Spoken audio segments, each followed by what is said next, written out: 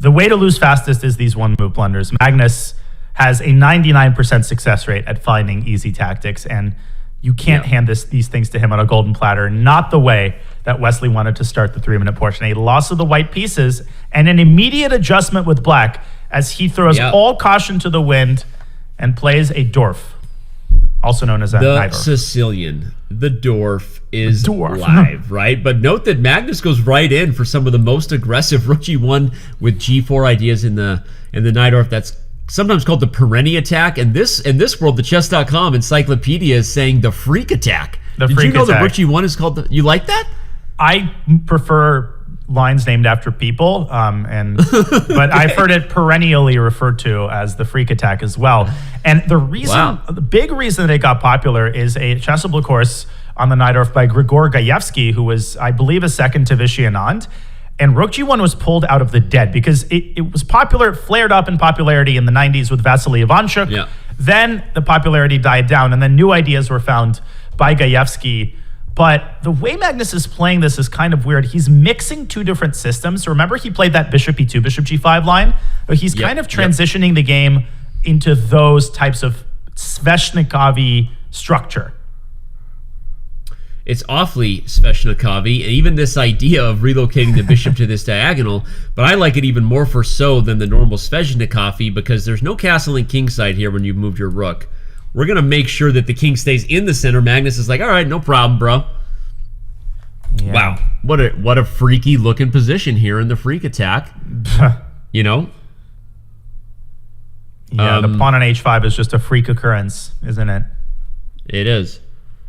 And it was freaky when Grigor Gajewski also brought back saggy pants from the 90s. He brought back rook g1 and he brought back saggy pants. And people are like, we're doing this again? We've got no, apparently not. Girl, that was a freakishly accurate description. Bishop to e6 is played. The thing about black's position that is to be preferred is that there are still more options with the king. You can actually go both ways depending on what happens. But white is up in development. Don't be surprised if, the knight goes immediately to d5. You're threatening to win the bishop.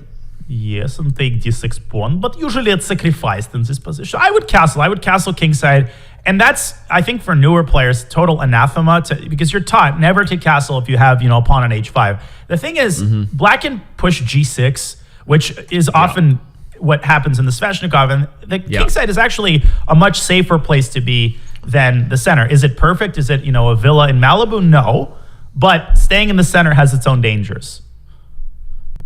Yeah, I hear you. But Wesley is open to those dangers. He says, ha ha ha ha. I laugh in the face of danger. Here goes Harry. Here goes Harry. He wants counterplay.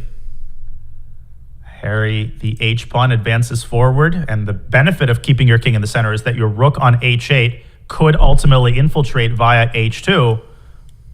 What is Magnus going to do in response? Bishop e2. Whoa! Kyle, the king! King d2. He castles by hand, and he already has the plan because c2 is available even if you threw in a check for good measure.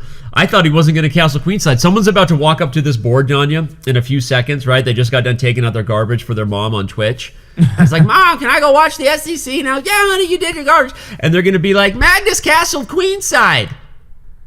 That's what they're going to say. It was not a bad southern accent. I didn't know you lived in South Carolina.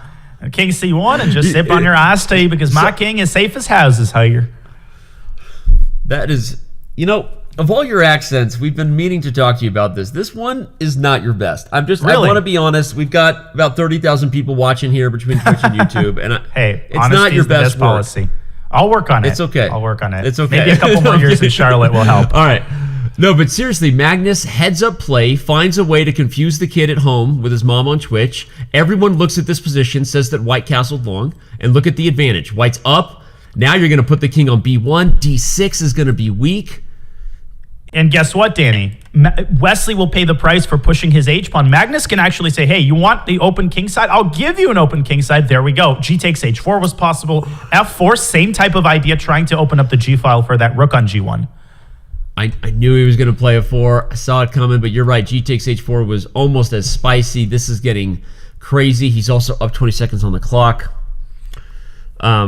And I think Wesley either missed king d2 or clearly underestimated it, because it really was, jokes aside, a really crucial idea, because all these things you're doing as white right now don't work if your king is on e1, everybody.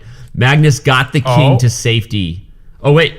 What? Oh, there was h takes g3 there, which was a very hard move to spot, leaving the rook on c8 on pre, and then picking up the h2 pawn with tempo. That was an exchange sec, which would have seized the initiative. Now, Magnus needs to get that bishop out of there, and he does. He does. And now he's back in the driver's seat. That's a heads-up play. Wesley missed a huge opportunity to get 2 pawns and interest for the exchange. Now get that knight from b3 maybe to e4, putting more pressure in the center. This is a Magnus type of position. I think, yeah, there we go. He's going for it, relocating the pony. Both c4 and e4 are open for business, depending.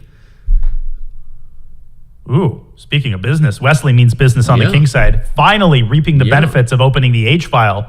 And now striking at the other side, bishop takes c3 is something to watch out for. And bishop takes c3 might even be possible. Yeah, let's get fancy here. He needs to take this game. It's a time scramble. It's a 50-50 position. Can Wesley keep his nerves here? He plays king f8. Understandable to get the king off the e-file, but he misses a chance, so knight e4. Once that bishop goes, all of your attacking chances on the queen side go with it. That's not good for Wesley. Exactly, and the position becomes a lot more clearly defined and easier to play. Magnus doesn't have to rush with knight takes f6, but he does. He doesn't want to play with fire, and his bishop is obviously superior to the knight on g6, which, of course, as we've been pointing out, is restricted by that pawn on f4. So the position is not terrible for Wesley, but it's hard to navigate this in a time pressure situation. Your king is also very weak on f8. Yeah. Okay, but Magnus trades away enough pieces that now black not facing nearly as much pressure with the minor pieces gone. The major piece endgame can be held. There's even rook g1 coming. That's the point. That's what Magnus missed. He should have put his queen on h2. If he had put his queen on h2, he would have had rook h1 in that position. Now Wesley can trade rooks and make the draw. Yeah. I think Wesley will hold this. They're both under 5 seconds, though, so again, weird things do happen when you're under time pressure. Let's not... okay, look at Wesley. He goes b5. He queen wants d4. a mating net. He's queen d4. He's losing the king upon ending. Oh my god. King d4. I lost my headphones.